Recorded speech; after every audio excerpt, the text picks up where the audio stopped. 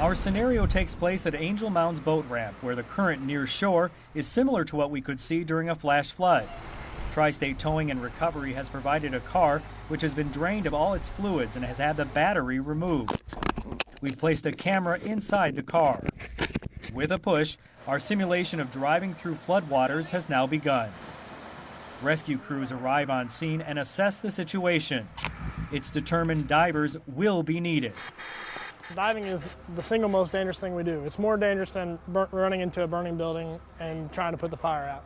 There are so many problems that can happen underwater with our equipment. The dive crew is now being briefed on our mock situation. A car has been reported in the river, and it's not known if anyone is trapped inside. The team goes through their pre-dive checklist. We got a plan. We record everything as far as what time the diver goes in the water, how much air he has when he goes in the water. We check his air level every 5 minutes. Time is critical for our theoretical victims. 30 seconds from entering the river, water begins to seep into the car.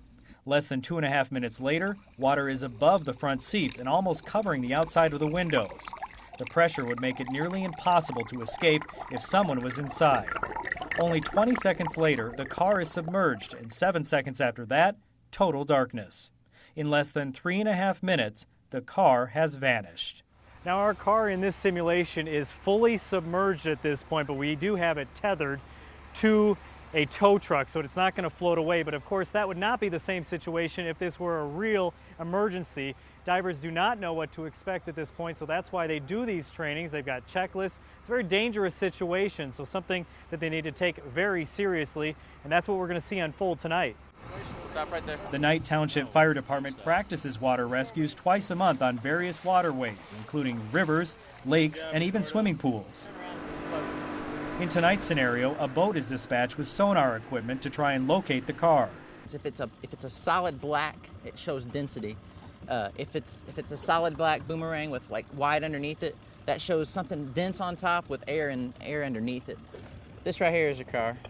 It shows dense and it shows hollow underneath. The diver has now hooked up the car and Tri-State Towing is reeling it in.